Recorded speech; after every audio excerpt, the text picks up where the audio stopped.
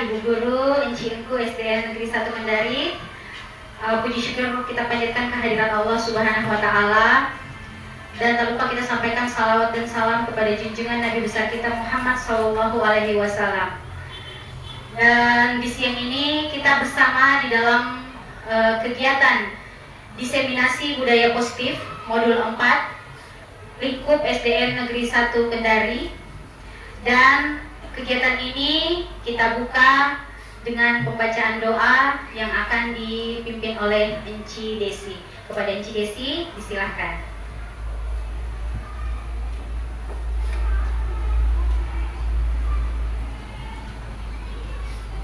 Bismillahirrahmanirrahim. Assalamualaikum warahmatullahi wabarakatuh.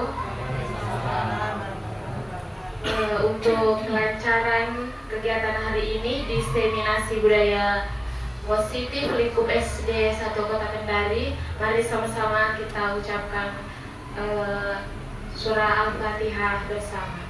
A'udzubillahi minasyaitonirrajim. Bismillahirrahmanirrahim. Alhamdulillahirabbil alamin. Ar-Rahmanir-Rahim. Maliki yaumiddin. Iyyaka na'budu wa iyyaka nasta'in. Ihdinas siratal mustaqim. Siratal ladzina an'amta 'alaihim ghairil maghdubi 'alaihim waladdallin. Semoga kegiatan hari ini lancar dari awal hingga selesai. Demikian, wassalamualaikum warahmatullahi wabarakatuh.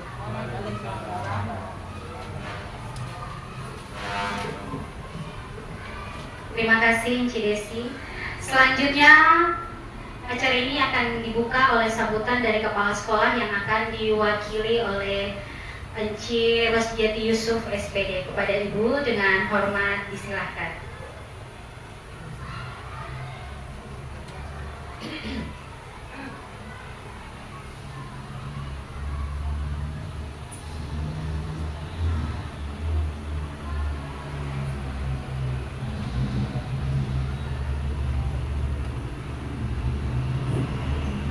Bismillahirrahmanirrahim. Assalamualaikum warahmatullahi wabarakatuh. Hari ini kita berkumpul di tempat ini dalam kegiatan pengimbasan tentang diseminasi penerapan budaya positif lingkup SD Negeri 1 Kendari. Alhamdulillah teman-teman semua dapat hadir di tempat ini untuk mengikuti kegiatan tersebut. Saya mewakili kepala sekolah dalam membuka acara ini, menyampaikan kepada teman-teman semua untuk melaksanakan kegiatan ini dengan bersungguh-sungguh. Semoga kegiatan ini bermanfaat untuk kita semua hari ini dan di kemudian hari. Mungkin itu saja dari saya. Saya akhiri, billahi taufiq wal hidayah. Wassalamualaikum warahmatullahi wabarakatuh. Kegiatan ini saya buka dengan ucapan bismillahirrahmanirrahim.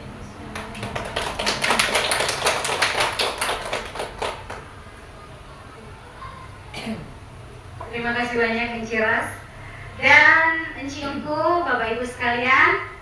Kegiatan diseminasi penerapan budaya positif lingkup SD Negeri 1 Kendari ini akan kita mulai dengan penyampaian materi pertama oleh Ibu Andi Anissa Juta Anastasia SPD. Kepada Ibu Andi Anissa, mic dan waktu dan tempat saya serahkan.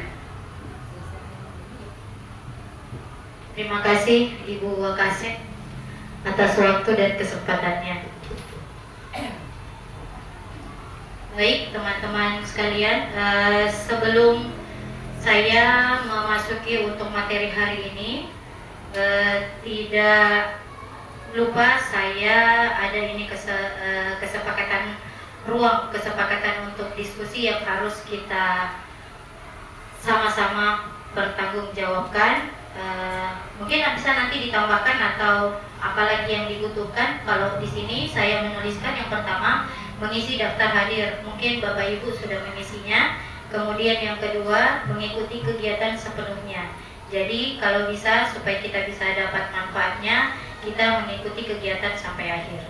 Kemudian yang ketiga adalah saling menghormati dan menghargai. Misal ketika ada teman mungkin yang memberi pendapat, tolong kita sama-sama bisa kita umpan balik atau kita bisa menanggapinya dengan hormat dan saling menghargai. Kemudian yang tidak lupa penting adalah menjaga kebersihan ruangan. Yang terakhir adalah HP di silent saat kegiatan berlangsung. Bagaimana Bapak Ibu bisa kita sepakati ini atau ada yang mau ditambahkan? Jangan terlalu tegang kayaknya ini. Saya yang tampil di sini tapi yang lain yang tegang. Bagaimana Bapak Ibu bisa disepakati? Bisa. Oke. Baik, Bapak Ibu, saya lanjut. Sebelum saya ke materi, ini adalah materi diskusi hari ini bagi kami untuk Enci Ulfa dan saya. Ini adalah disiplin. Ini adalah tentang materinya adalah disiplin positif, ada nilai keyakinan kelas, kebutuhan dasar manusia dan dunia berkualitas, kemudian teori motivasi, hukuman dan penghargaan, restitusi, baik itu tentang 5 posisi kontrol.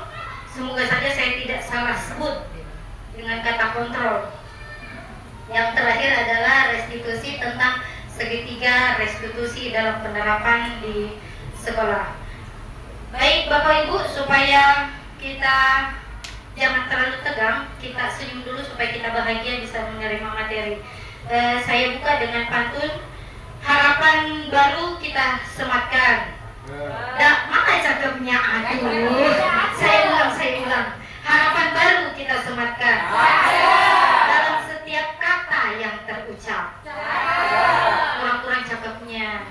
Semoga pertemuan ini bermanfaat dan membawa kita pada kesuksesan.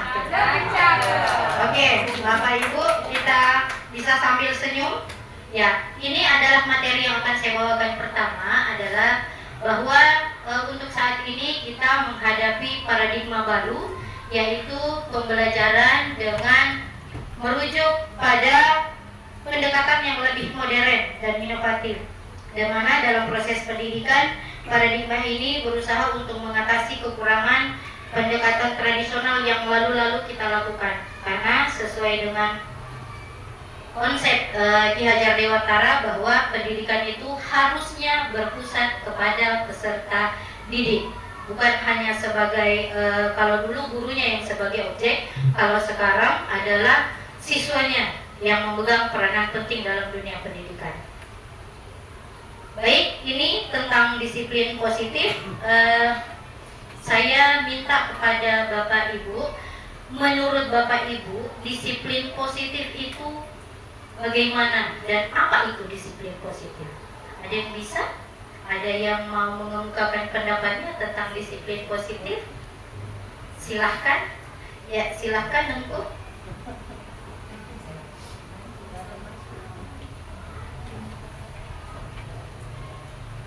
Iya.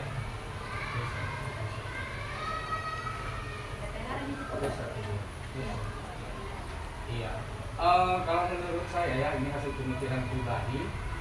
Disiplin positif itu adalah disiplin atau hal-hal yang diterapkan di suatu tempat. Iya, oke, terima kasih. Iya, jadi ini menurut pemikiran kepala saya yang ada di kepala saya ya. Disiplin positif itu artinya hal-hal atau apa saja yang dibuat di suatu tempat, entah itu di lingkungan sekolah, di instansi-instansi tertentu, atau bahkan mungkin di rumah, itu adalah hal-hal atau sesuatu yang dibuat untuk membawa manfaat bagi orang banyak. Bisa berupa seperti aturan atau semacam aturan atau norma yang mengikat lah, seperti itu, yang membawa manfaat untuk orang banyak. Terima kasih. Ada mungkin Bapak Ibu lagi yang mau menambahkan? Oh ya, saya ke sebelah kiri dulu. Silakan. Ya, baik, terima kasih. Kalau saya, disiplin positif itu simpel saja. Cara yang digunakan untuk melatih seseorang untuk mandiri, seperti itu. Terima kasih.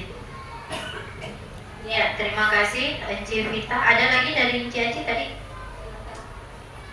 Ya, terima kasih. Jadi kalau menurut saya disiplin positif itu adalah sesuatu cara yang kita gunakan untuk membuat seseorang itu bisa mandiri. Jadi tanpa kita kasih hukuman atau hadiah, dia bisa melakukannya sendiri, seperti itu. Seperti contohnya kalau di kelas, karena ada kesepakatan kelas, jadi tidak perlu kita kasih hukuman, dia tahu sendiri apa yang harus dia lakukan, seperti itu. Terima kasih. Baik, Enci Ombu, terima kasih atas jawaban yang diberikan, pendapatnya. Big applause buat kita semua bahwa ya memang disiplin positif adalah pendekatan dalam pendidik dan mengelola perilaku anak yang berfokus pada membangun hubungan yang positif dan saling menghormati antara orang tua dan ataupun pendidik ataupun anak. Konsep ini bertujuan untuk mengajarkan anak keterampilan sosial dan emosional yang penting serta mendorong mereka untuk memahami konsekuensi dari tindakan mereka secara konstruktif.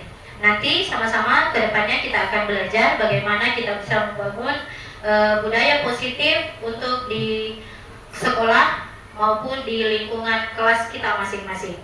Baik Bapak Ibu, dan ini adalah menurut Ki Hajar Dewantara bahwa pendidikan bertujuan menuntun segala kodrat yang ada pada anak agar mencapai keselamatan dan kebahagiaan sebagai manusia, dan untuk mewujudkan tersebut perlu ditanamkan budaya positif sehingga dapat tercipta pembelajaran yang berpihak pada murid. Penerapan budaya positif perlu kolaborasi sehingga sesuai dengan visi sekolah, di mana visi sekolah kan mewujudkan profil pelajar Pancasila. Salah satunya yaitu penerapan disiplin positif dengan menumbuhkan kebiasaan ini kepatokan kita, menumbuhkan kebiasaan-kebiasaan baik yang ada di dalam diri murid secara konsisten sesuai dengan nilai-nilai atau norma yang berlaku dalam masyarakat. Jadi itu ya Bapak Ibu. Nah baik, untuk profil pelajar Pancasila saya kira kita sudah menggunakan kurikulum Merdeka dan sama-sama kita tahu dimensi pelajar Pancasila ada 6 ya Bapak Ibu. Kayaknya lupa lagi semuanya. Kita ulang. Oke, stand up please. Kita berdiri dulu sejenak.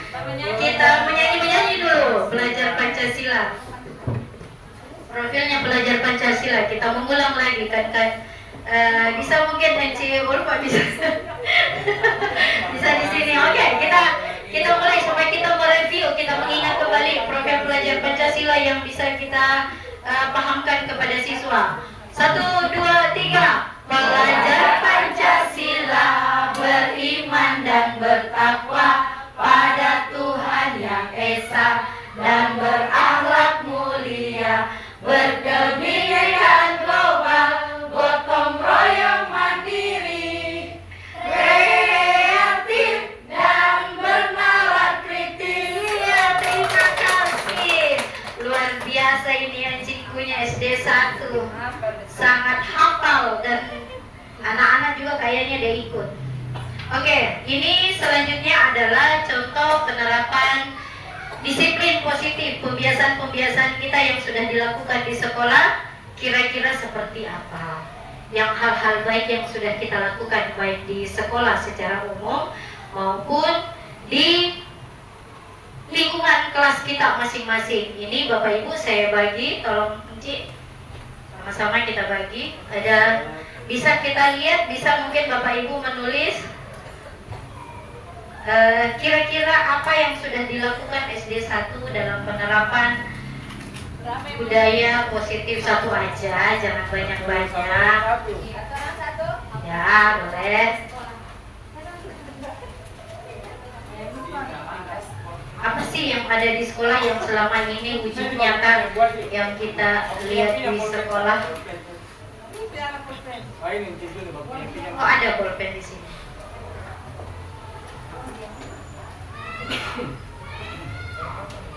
Ini ada bolpen, spidol juga boleh. Ini yang sudah diterapkan di sekolah, Di. Iya, apa yang sudah kita lakukan di sini sekolah, karena apakah nanti sekolah kita akan mereview kembali atau kita akan menambahkan hal-hal yang sudah kita lakukan di sekolah.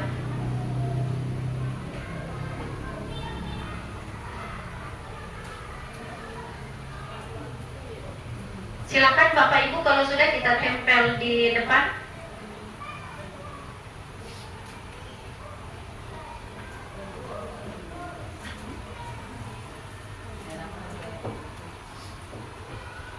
Satu saja, jangan banyak-banyak.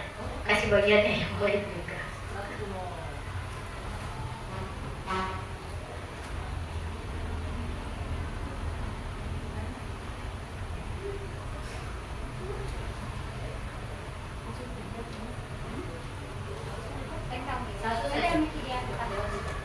Supaya kelihatan apa yang kita nampak tulis.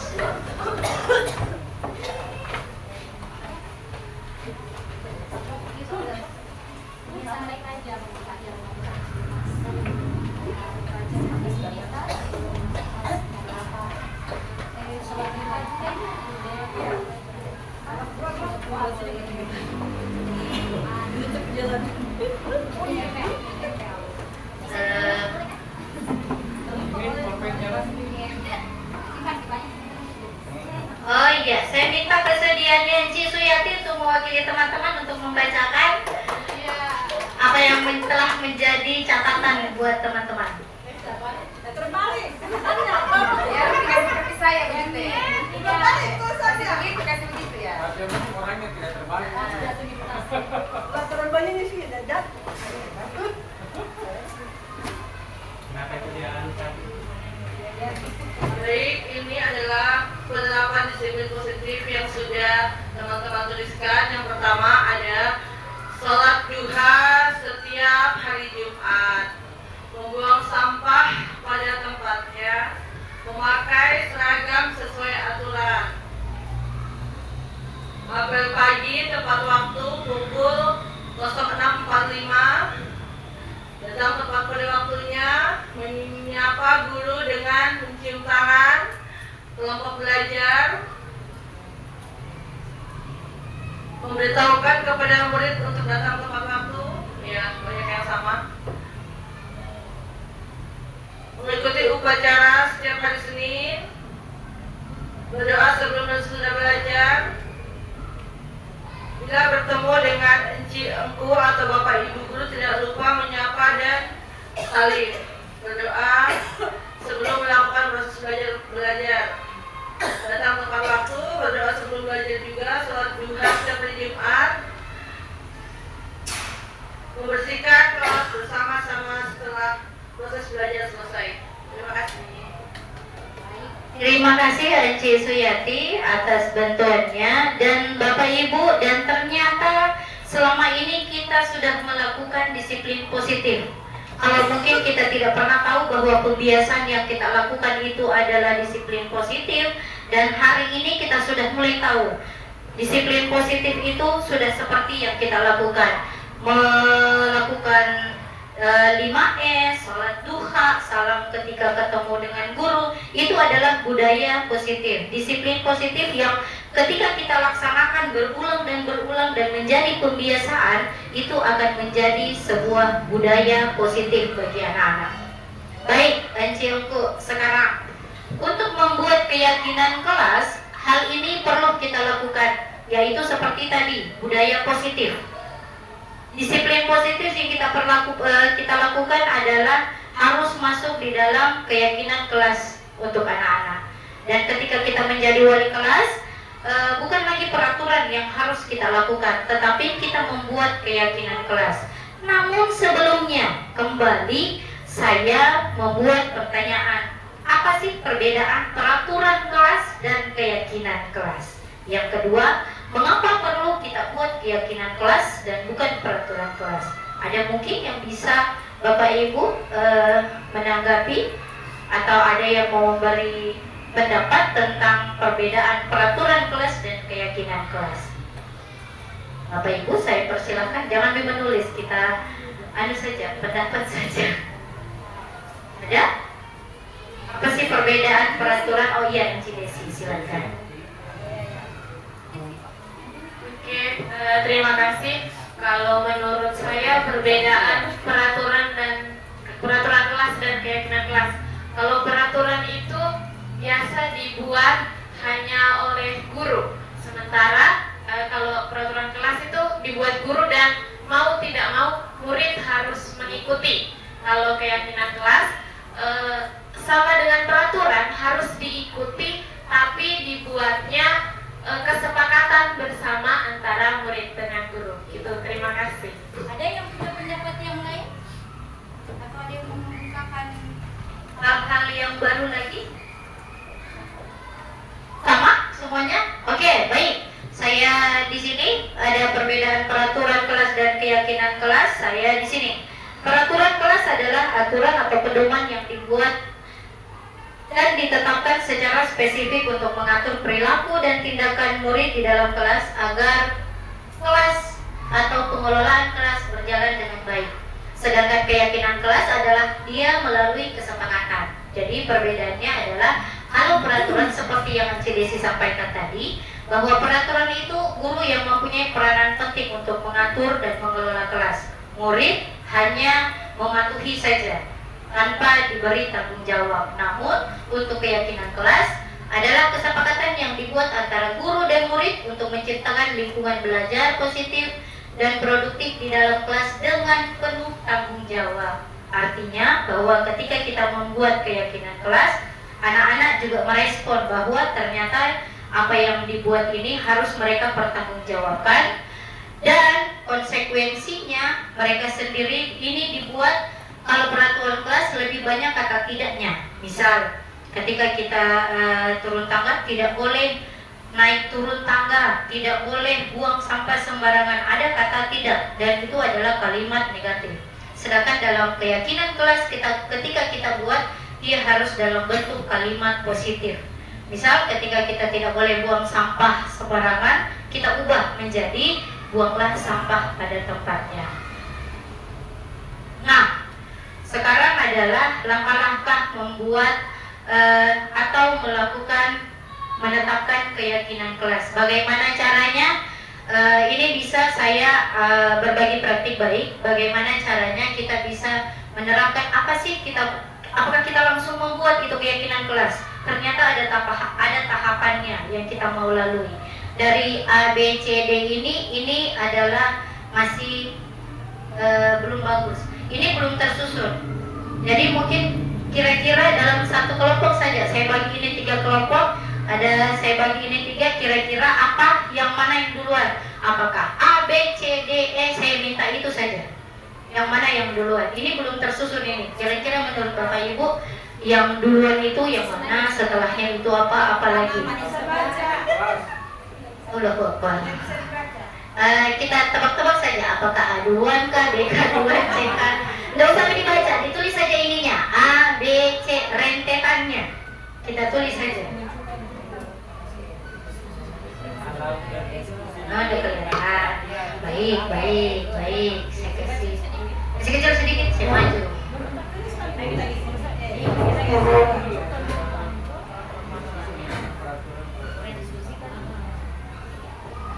Ya, kita memilih saja apakah A, B, C yang duluan. Kita bolak-balik saja ini. Kita arrange, menyusun kalimat. Menyusun cara, bukan menyusun kalimat.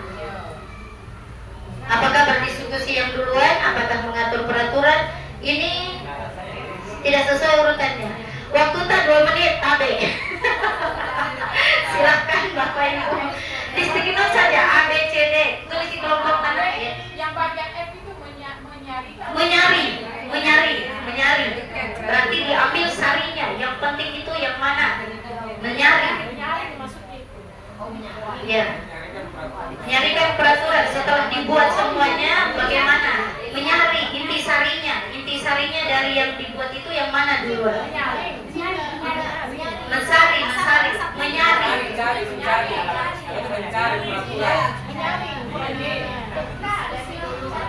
Menyaring, ini maksudnya yang mana sih yang kita mau ambil ini setelah anak-anak misalnya sudah buat, yang mana yang kita mau saringkan? Sudah kita ribut-ribut, udah tahu nanti kelompok yang lain. Waktu tak 2 menit, sudah 1 menit setengah.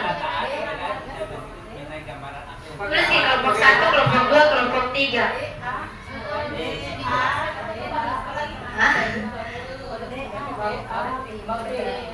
Apakah A atau D? Iya. Nomor 1. Ya, waktu kita tinggal 1 menit.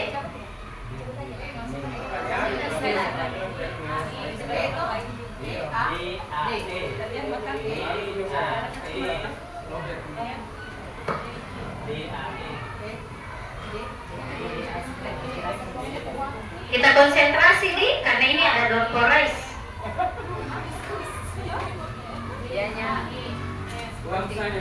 Hadiahnya umroh. Hadiahnya umroh di kelompok tak, tapi bayar di masing-masing. Oke, nggak ada masalah.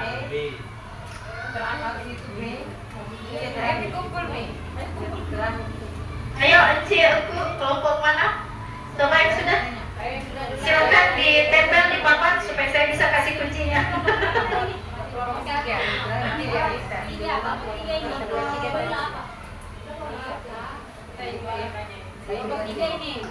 Saya terlalu lama berpikir, saya lama berpikir tidak dapat lagi.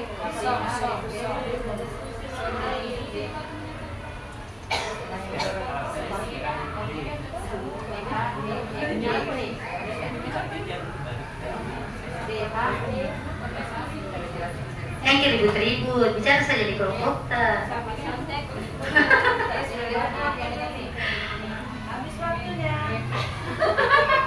Habis waktunya, dia bilang Inci.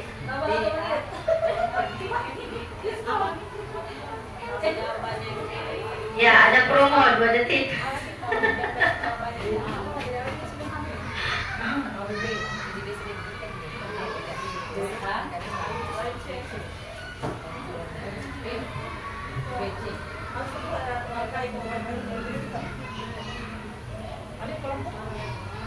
Ya, yang memasang kelompok terakhir berarti dia yang bacakan hasilnya.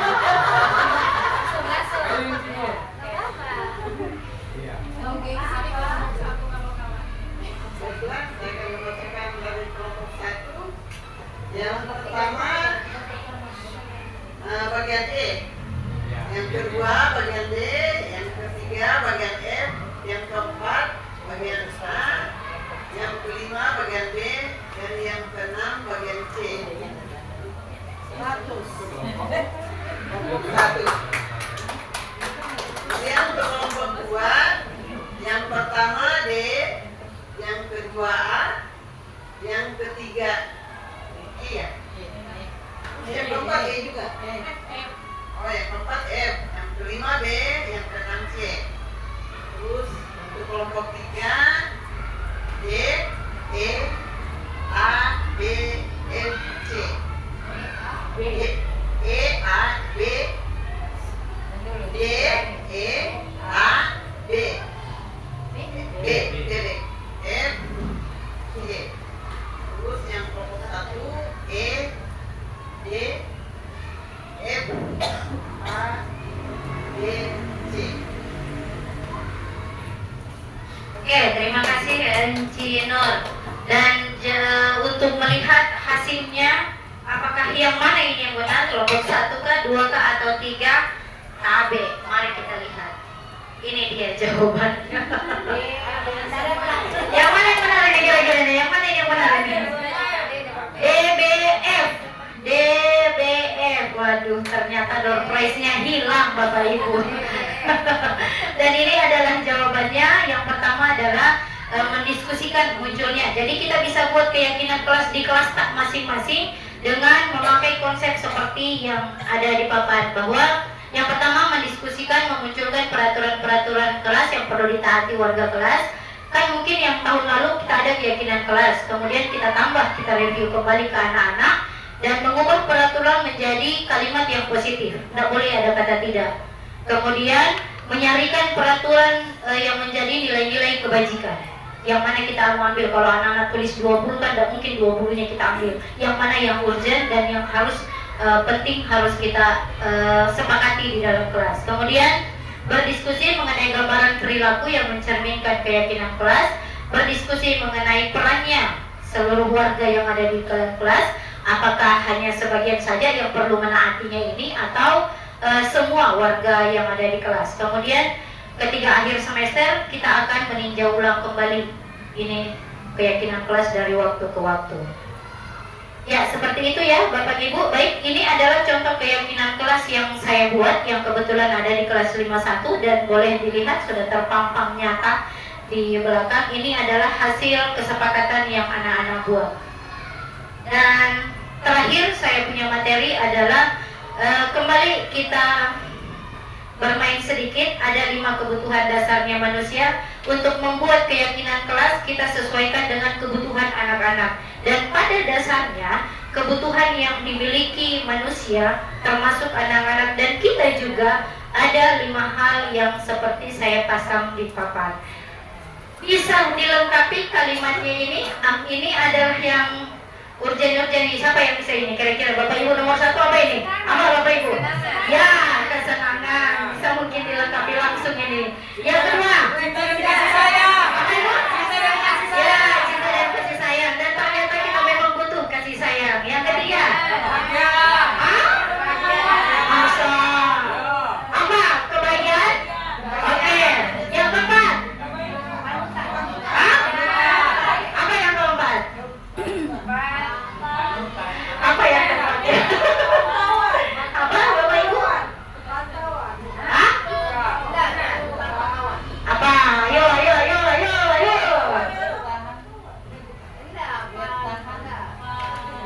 Nah, seperti inilah yang sepertinya bisa kita libatkan ke anak-anak dalam situasi kelas. Kita saja bingung, apalagi mereka. Dan ini yang terakhir adalah Bertahan. ngajar. Hah? Kesabaran. Kesempatan panjang hidup. Panjang hidup. Apa ini? Bertahan hidup. Bertahan. Ya, baiklah, saya buka saja. Inilah dia, si jari-jari. Yang pertama kesenangan, bahwa memang kebutuhan manusia adalah kebutuhan untuk selalu merasa senang. Kita tidak suka yang tidak senang. Kita mau yang senang-senang aja, yang happy-happy aja. Kemudian yang kedua, cinta dan kasih sayang, di mana kebutuhan untuk diterima, memberi dan menerima itu kasih sayang sangat dibutuhkan, baik anak-anak maupun juga kita kayaknya. Yang selanjutnya adalah kebebasan. Tadi yang jawab apa tadi? Kebutuhan. Oh, inilah dia, kebebasan, bahwa kebutuhan akan pilihan, kemandirian dan tanggung jawab. Kita bebas, tapi semoga saja bebasnya bebas positif. Yang keempat adalah pengakuan. Kebutuhan pengakuan atas kemampuan, prestasi atau kita ingin diakui dengan orang, mau dengan diri sendiri ataupun orang yang terdekat dari sekitar kita. Yang terakhir adalah bertahan hidup, di mana kebutuhan fisiologis seperti makanan, minuman sangat memang penting. Makanan, minuman, rumah, pendidikan hingga rasa aman. Harus aman, nyaman dan bahagia. Untuk saya sekian Bapak Ibu, terima kasih untuk materi saya. Dan selanjutnya saya serahkan materi berikutnya kepada Enci Ulfa. Saya persilahkan waktu dan tempat. Ya, baik Enci Ulfa. Beri aplaus, tepuk tangan dulu dong untuk materi dari Enci Nisa, luar biasa sekali. Saya jadi excited untuk lanjut materinya ini. Baik, Enci dan Engku.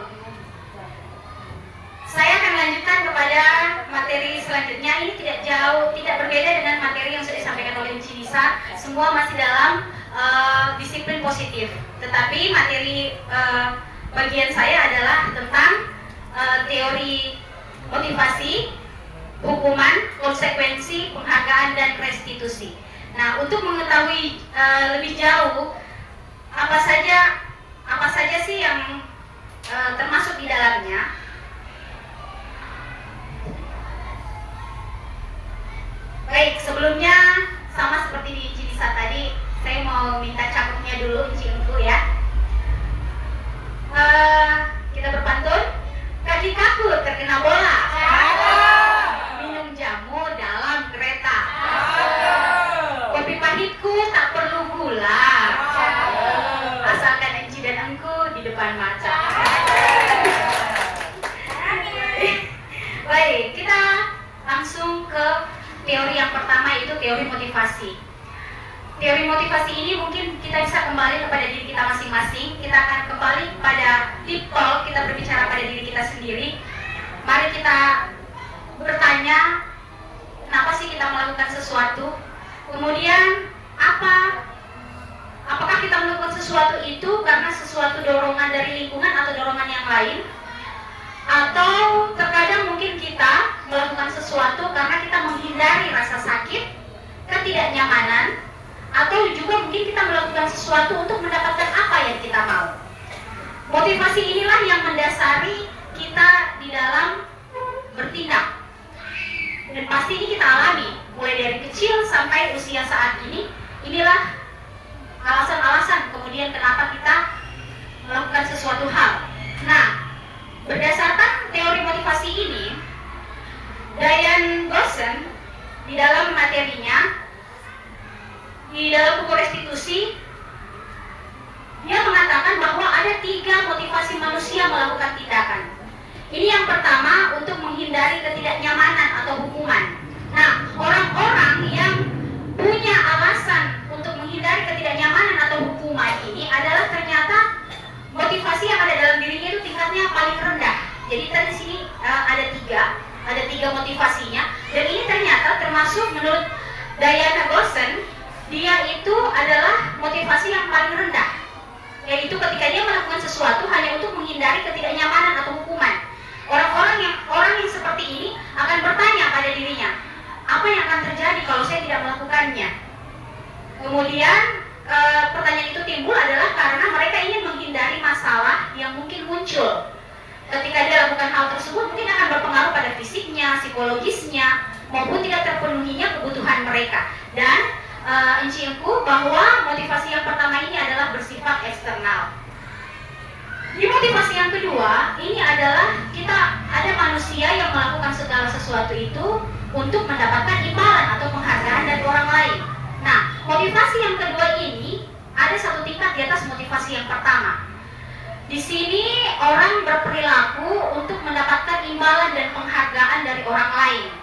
Orang dengan motivasi ini akan bertanya, apa yang akan saya dapatkan apabila saya melakukannya?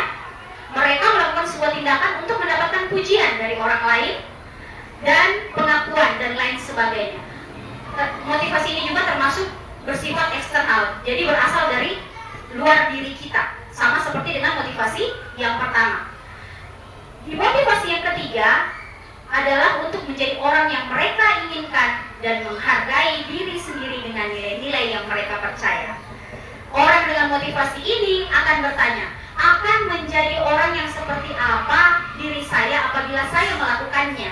Mereka melakukan sesuatu karena nilai-nilai yang mereka yakini dan hargai. Dan mereka melakukannya karena mereka ingin menjadi orang yang melakukan nilai-nilai yang mereka yakini. Nah, inilah motivasi yang akan membuat seseorang memiliki disiplin positif, karena motivasi ini berasal dari internalnya, bukan dari eksternal. Jadi motivasi yang ketiga inilah yang menjadi motivasi paling baik untuk kita di dalam bertindak, karena ini timbul dari dalam diri, bukan dari pengaruh luar.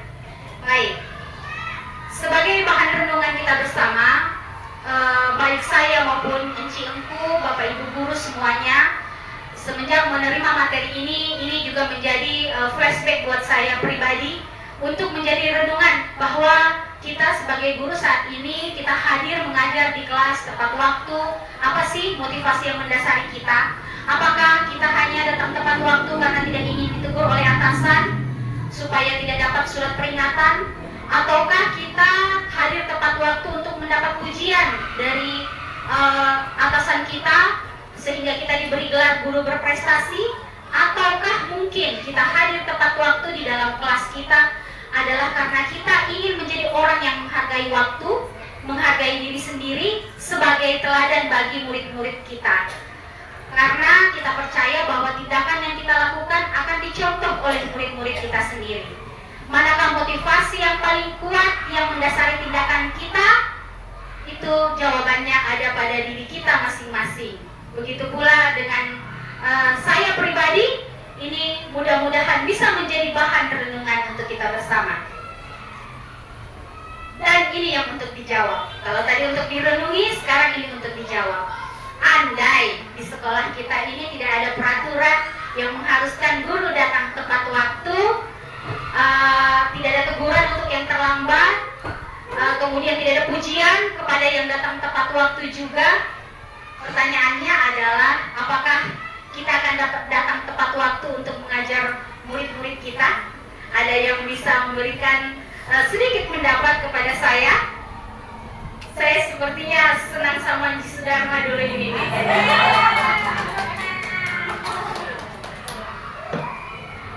Terima kasih, insya Allah.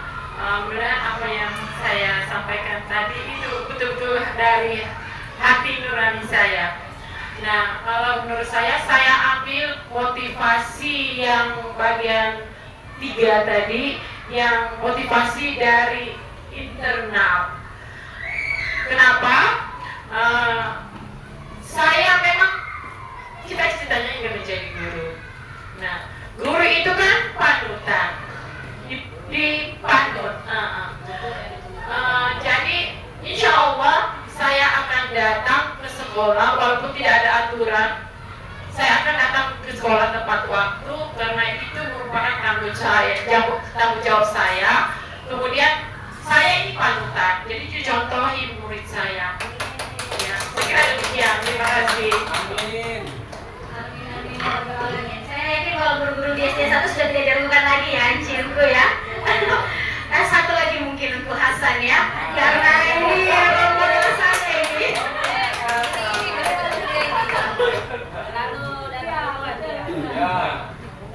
Terima kasih. Tadi apa tadi aturan-aturan yang apabila tidak ada aturan. Nah, kalau menurut saya setiap sekolah itu harus ada aturannya. Kalau tidak ada aturannya berarti kita suka-sukanya saja datang. Nah, kita sebagai seorang guru kita harus memberikan contoh yang baik terhadap murid kita. Terima kasih, itu saja yang saya sampaikan. Luar biasa, terima kasih Nci Sudarma dan Ko Hasan jawabannya. Baik, tadi kita sudah berbicara motivasi. Sekarang kita akan melihat hukuman dan konsekuensi. Ini yang terkadang kita bingung. Di mana sih letak perbedaan antara hukuman dan konsekuensi? Jadi, di sini saya menggambarkan hukuman ini sebagai identitas gagal dan konsekuensi itu sebagai identitas sukses. Nah, perbedaan di antara keduanya adalah hukuman itu sesuatu yang menyakitkan harus terjadi. Ketika kita melaksanakan hukuman, sesuatu yang menyakitkan harus terjadi. Kemudian tidak nyamannya untuk murid itu adalah jangka panjang.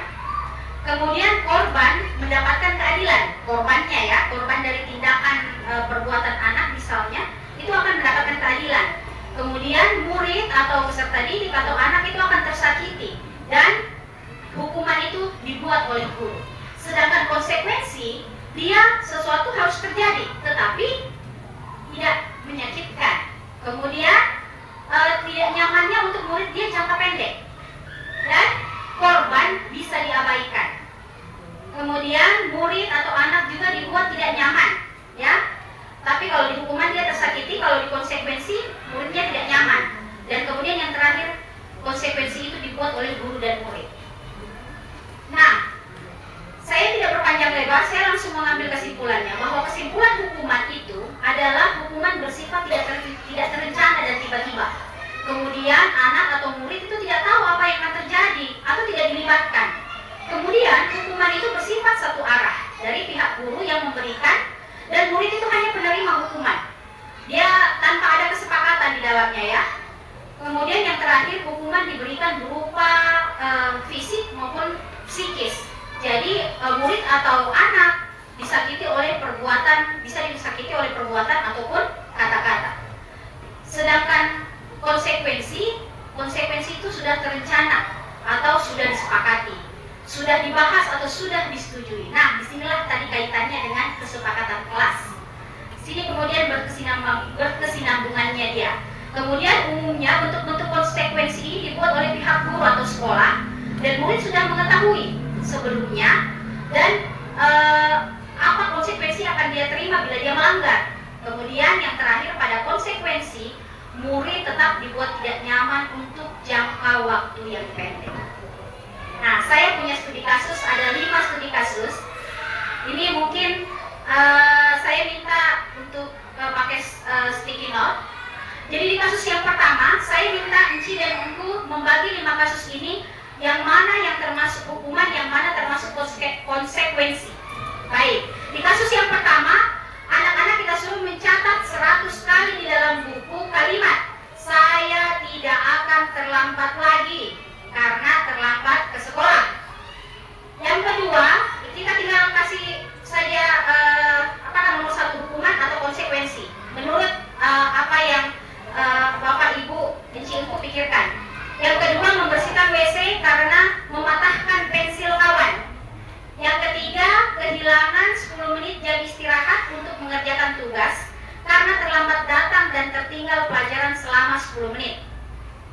Yang keempat, murid diminta berdiri di depan kelas sambil mengangkat kaki sebelah selama 1 jam akibat tidak mengerjakan PR. Dan yang kelima, menggantikan kertas tugas teman yang telah dicoret-coret. Silakan.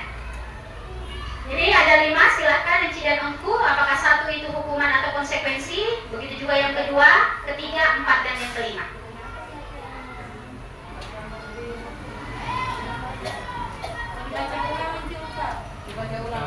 Baca ulang soalnya. Oh, tidak kelihatan ya? Oh, faktor U. Oke, zoom dulu sedikit ya. Oh, dari kelima ini kita pilih Bisa. mana yang Iya, yang mana hukuman, yang mana atau konsekuensi. Iya. Oh, nomor 1, mencatat 100 kali di dalam buku kalimat, di dalam buku sebuah kalimat "Saya tidak akan terlambat lagi".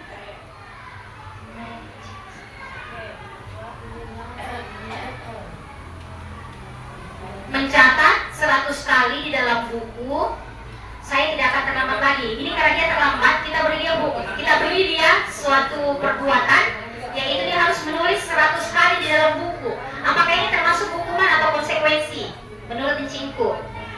Yang kedua, membersihkan WC karena mematahkan pensil kawannya. Jadi ada seorang anak yang mematahkan pensil temannya, kemudian sudah Ciros. Oh iya, boleh ditempel Ciros.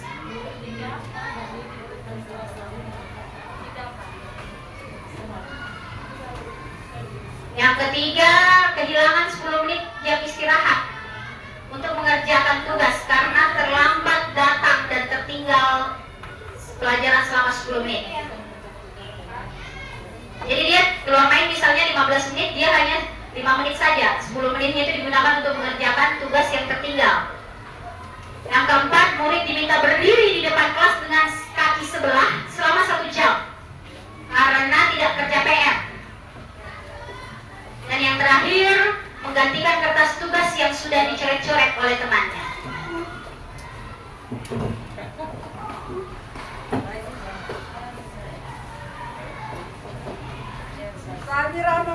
Ya, boleh. Silakan. Baik. Masih ada. Yang dulu benar dapat yang segar, jeruk. Pas. Kita tunggu jawaban 1 dari Kuramli lagi dulu. Jadi sekalian Kuramli nanti yang mereview, saya ingin mendengarkan langsung jawaban dari Kuramli mengenai 5 kasus ini ya. Karena terkadang mungkin kita tidak bisa membedakan yang mana hukuman, yang mana konsekuensi. Ini yang meletak. Setelah saya mempelajari materi ini juga saya baru paham. Oh, ternyata selama ini saya banyak salahnya. Saya anggap itu sebuah konsekuensi, padahal itu hukuman.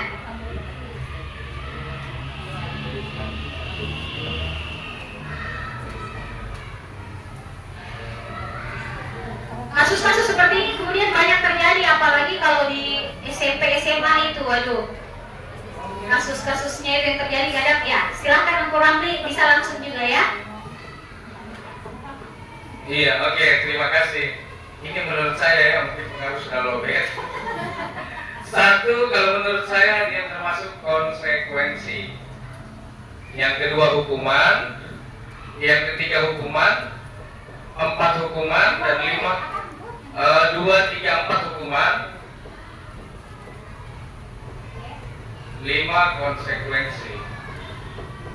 Iya, baca lagi.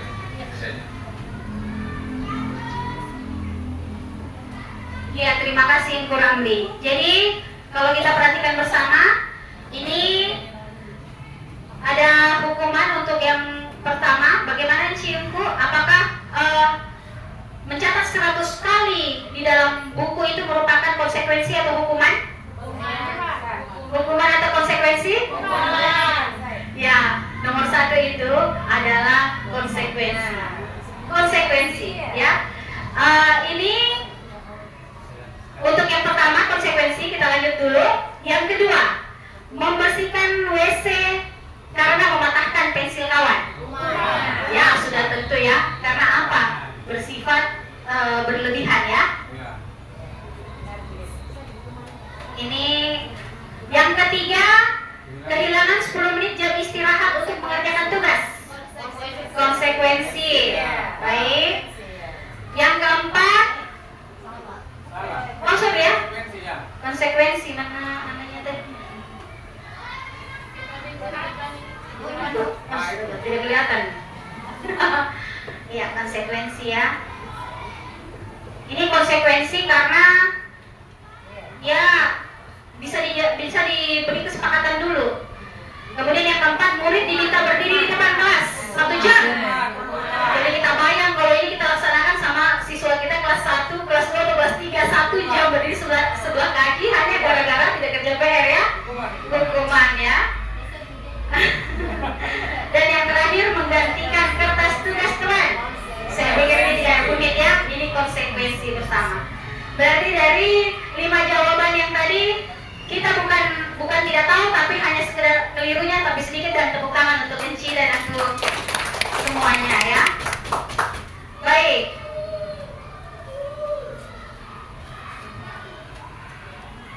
Nah, ini adalah materi yang jujur sempat bikin saya menangis waktu saya baca.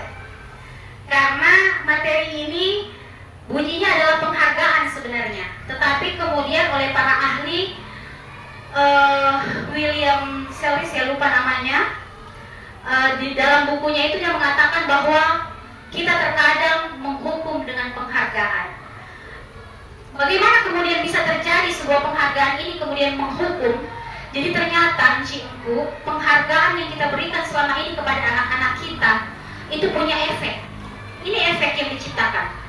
Dia bisa berpengaruh jangka panjang, jangka pendek, bisa tidak efektif, menjadikannya tidak efektif, bisa merusak hubungan, bisa mengurangi ketepatan, bisa menurunkan kualitas, bisa mematikan kreativitas, bisa menghukum, dan bisa menjadi motivasi dari dalam diri. Tetapi ini dalam hal negatif.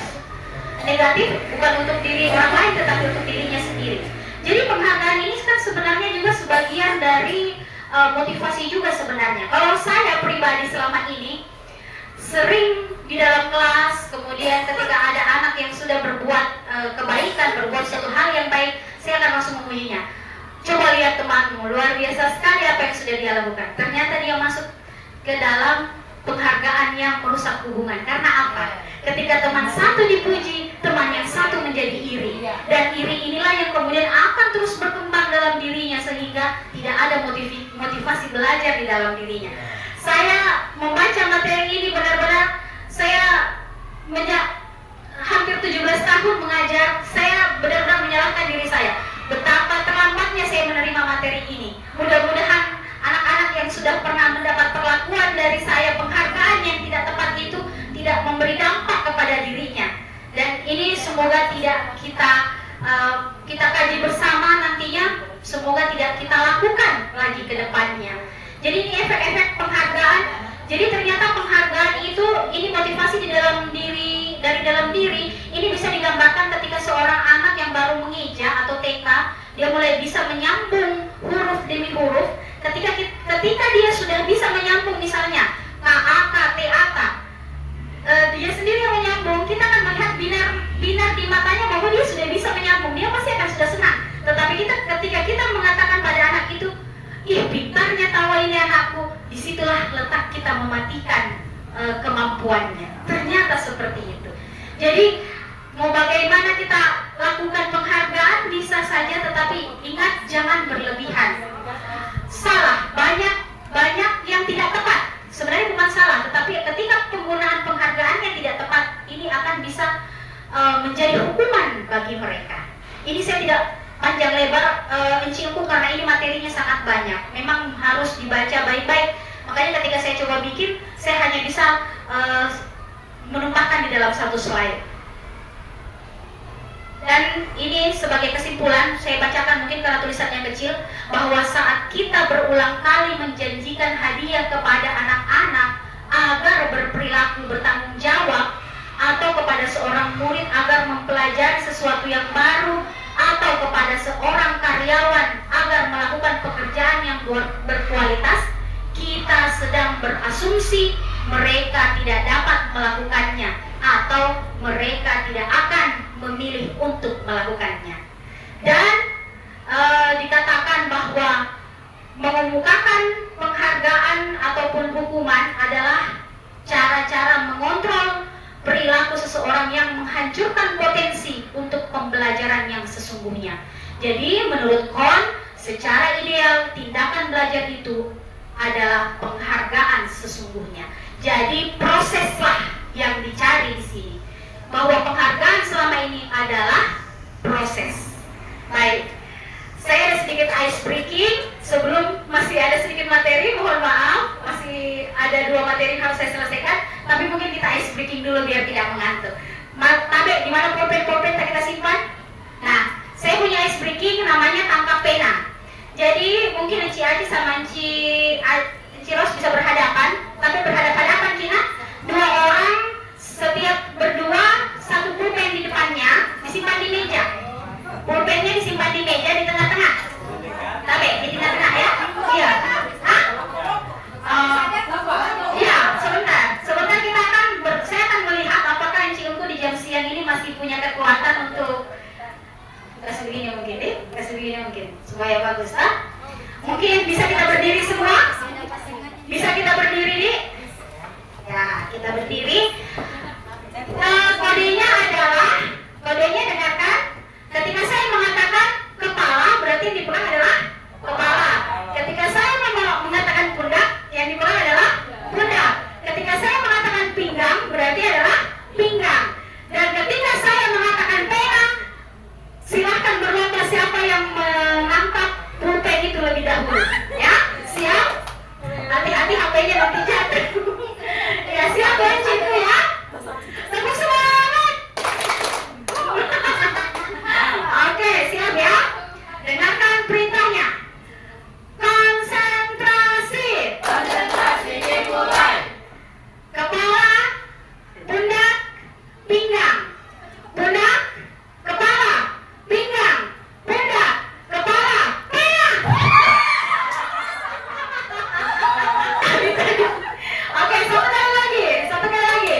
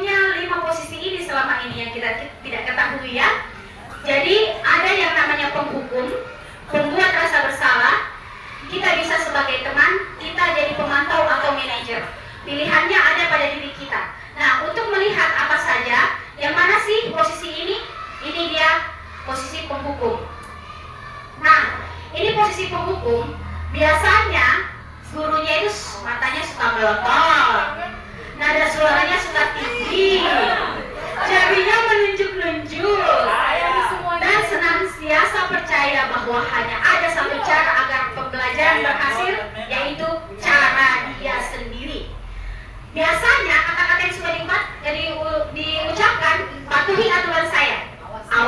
Awas kamu ya. Selalu kamu saja. Atau terlambat lagi, pasti terlambat lagi. Atau tidak, kamu lagi, pasti kamu yang terakhir selesai, pasti kamu terus yang selesai terakhir. Nah, ternyata dengan posisi ini kita dengan melakukan hal seperti ini kita masuk pada posisi penghukum. Dan apa yang dihasilkan dengan tindakan ini, bahwa kemungkinan murid itu marah dan mendendam atau bersifat agresif. Bisa jadi sesudah duduk kembali, murid tersebut akan mencoret-coret bukunya atau meja tulisnya. Lebih buruk lagi, sepulang sekolah, murid yang melihat motor atau mobil bapak ibu guru akan menggores kendaraan tersebut dengan paku ya. Ini sepertinya untuk kelas-kelas SMA ya, SMP SMA ya. Mudah-mudahan kalau ada anak SD begini, waduh.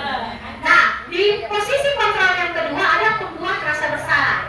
Nah, apa cirinya? Pembuat rasa bersalah dia itu, pembuat rasa bersalah akan menggunakan keheningan untuk membuat orang lain merasa tidak nyaman, bersalah, atau rendah diri.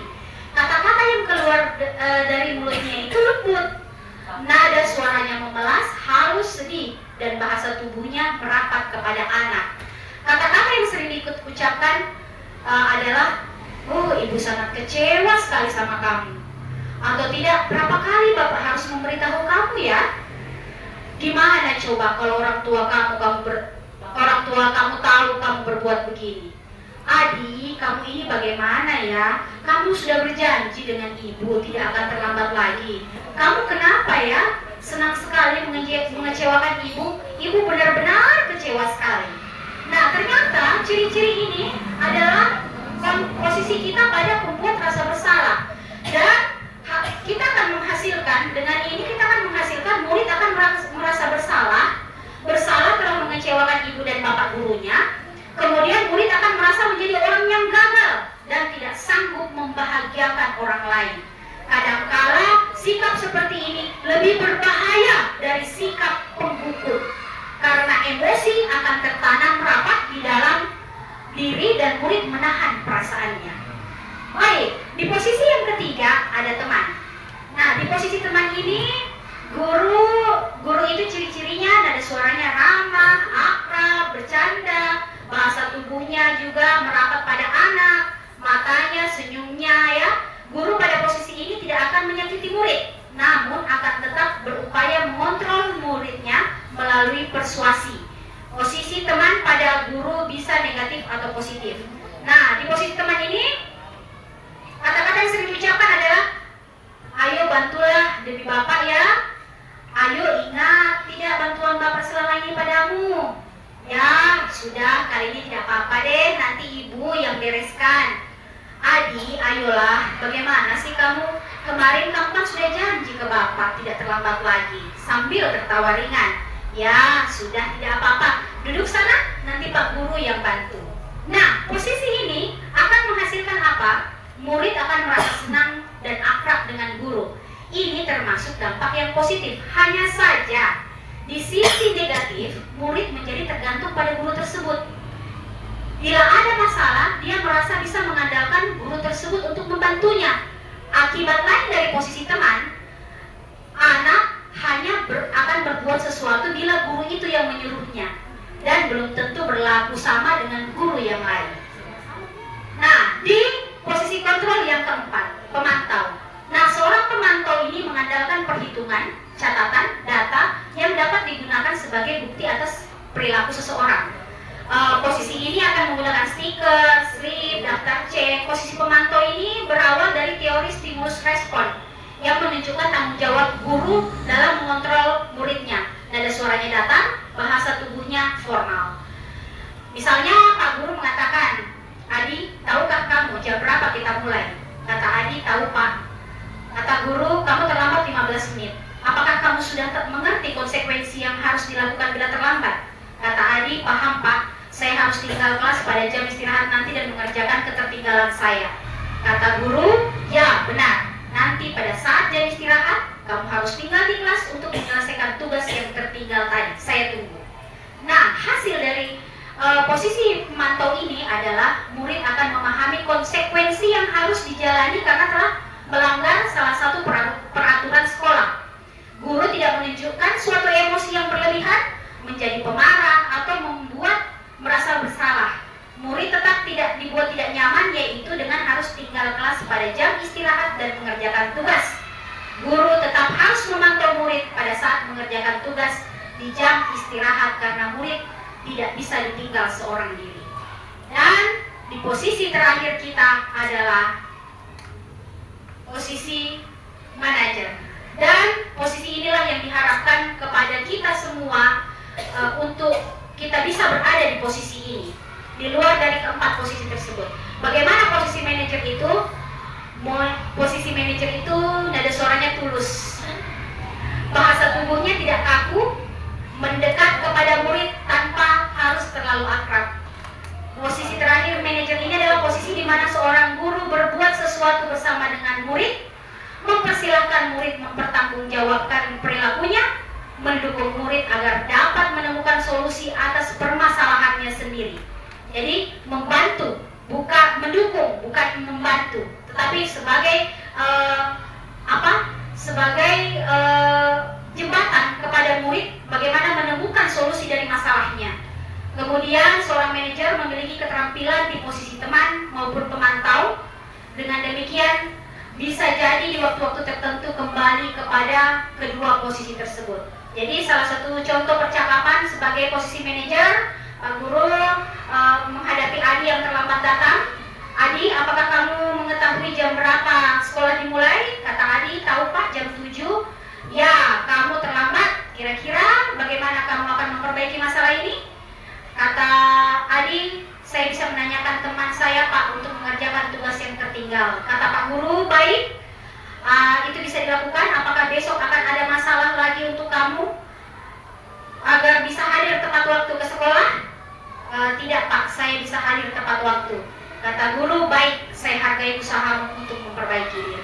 Dan hasil dari manajer ini, posisi manajer ini adalah kita akan fokus pada murid, bukan untuk membahagiakan guru atau orang tua.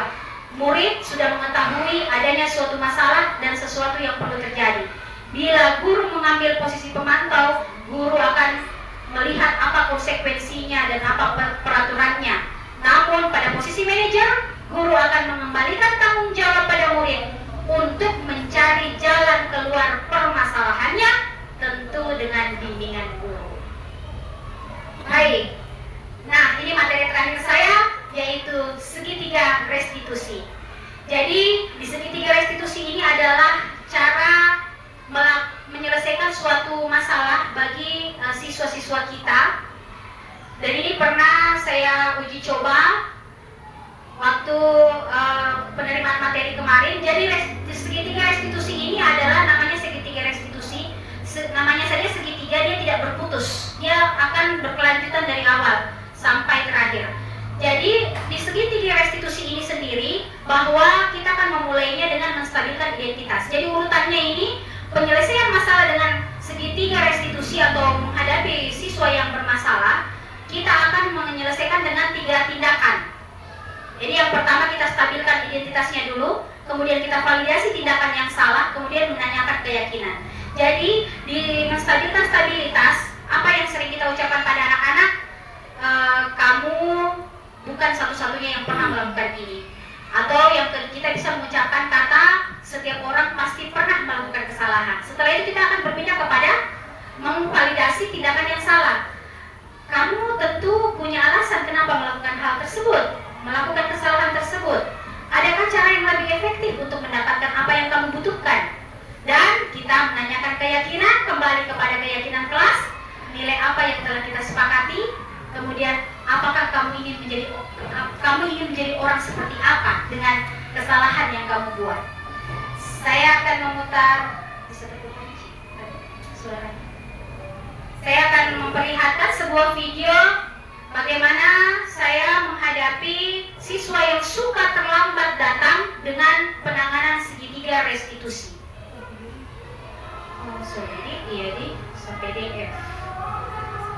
Maaf, kunciku tidak bisa terputar. Saya lupa, saya kirim lewat PDF ternyata. Baik, jadi di sini Kita langsung saja. Jadi ketika menghadapi masalah tersebut, saya tidak langsung menjudge dia bahwa kamu ini anak yang seperti apa dan bagaimana. Saya menanyakan dulu, kamu tahu kesalahan yang kamu buat. Setelah diakui, kemudian saya tanya lagi, kenapa kamu terlambat datang? Ternyata memang dia anak yang suka tidak bisa bangun pagi. Dan saya menanyakan pada dia, kira-kira apa yang bisa kamu lakukan supaya kamu bisa bangun pagi. Saya minta dia untuk mencarikan solusi sendiri. Baik, videonya tidak perlu saya putar. Saya langsung kepada refleksi kita hari ini sebelum kegiatan saya tutup. Ini disampaikan secara verbal saja mungkin. Apa yang Enci dan Engku pelajari dari kegiatan kami hari ini, dan kemudian bagaimana perasaan Enci Engku setelah mengikuti kegiatan di diseminasi ini. Siapa yang mau berkenan untuk menyampaikan? Baik, silakan, Ramli. Iya, terima kasih. Jadi yang saya pelajari hari ini, yang saya dapati dari hasil ini adalah budaya positif, di mana kita mungkin menyadari selama ini jadi guru ya, posisi kita pasti kita bisa merasakan kita berada di posisi yang mana tadi. Apakah yang pertama, kedua, ketiga, keempat, atau yang kelima? Ya, itu kembali pada diri kita masing-masing karena kita yang merasakan. Ya, oke. Jadi itu yang pelajaran berharga yang saya dapati. Kemudian perasaan saat mengikuti kegiatan diseminasi ini tentunya sangat senang sekali, dapat manfaat yang tadinya belum tahu sekarang menjadi tahu. Iya, dan mungkin bukan hanya saya pribadi, mungkin dengan teman-teman semua. Terima kasih. Terima kasih banyak Engku Ramli. Terakhir mungkin dari Enci Aci, silakan Enci Aci. Baik, terima kasih Enci Ulfa, Enci Nisa buat materinya yang sangat luar biasa hari ini. Mungkin kita beri tepuk tangan. Ya, terima kasih atas materinya. Sebenarnya budaya positif ini sebenarnya kita sudah lakukan di SD1. Cuma kita tidak tahu kalau itu budaya positif ya. Jadi kalau kita sudah tahu dengan materi ini, berarti kita harus teruskan, lanjutkan lagi. Kemudian untuk biasanya kita menjadi penghubung atau menjadi teman, nah sekarang kita harus menjadi manajer untuk menyelesaikan masalah. Kemudian yang terakhir, dalam menyelesaikan masalah murid, kita harus menyelesaikan dengan segitiga restitusi.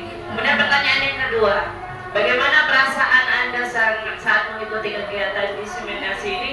Sangat luar biasa. Saya berikan apresiasi yang luar biasa buat Enci Nisa dan Enci Ulfa. Materinya sangat menggugah hati kita. Terima kasih. Itu mungkin dari saya. Saya sampaikan dulu. Terima kasih banyak Engku Ramli, Enci Aci. Baik. Nah, sampailah kita kepada akhir materi kami dan saya tutup dengan sebuah pantun. Minta cakep lagi ya. Besok saya minta amplop kayaknya ini. Jangan cakep terus. Mendapat kain harus dipilah. Jumlahnya banyak membuat lelah. Cakep. Tanamkan disiplin di sekolah. Cakep. Amal jariah kita insya Allah. Amin. Baik, terima kasih atas partisipasinya Enci Engku, hebat semua. Di sini saja bisa dipakai refleksi, nanti saya kumpul emojinya. Terima kasih untuk hari ini.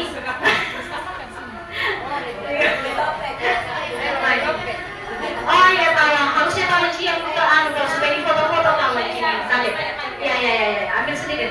Ya Allah, emojinya kurang Lina. Kita menggunakan telepon.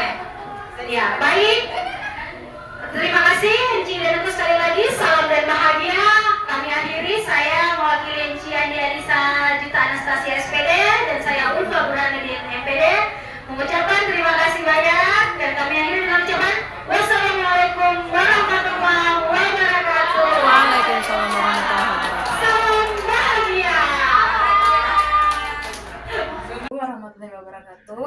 Terima kasih dari pemaparan materi kegiatan diseminasi penerapan disiplin positif tadi, memberikan ilmu dan pengetahuan yang bermanfaat bagi guru-guru di SD 1 yang tadinya mungkin guru-guru SD 1 belum tahu, sekarang menjadi tahu. Dan semoga kegiatan seperti ini dapat terus dilaksanakan di kemudian hari. Oke, Assalamualaikum warahmatullahi wabarakatuh. Melalui kegiatan diseminasi yang dilakukan oleh kedua rekan saya, CGP Angkatan 11, saya sangat terinspirasi dengan apa yang tadi dipaparkan, cukup mencerahkan bagi kami sebagai seorang guru, bagaimana menerapkan disiplin positif, utamanya tentang masalah penanganan siswa, menerapkan kegiatan institusi, kemudian bagaimana membuat kesepakatan kelas, keyakinan kelas. Insya Allah saya sebagai guru akan menindaklanjuti terkait pemaparan dari kedua rekan saya. Mungkin demikian, terima kasih.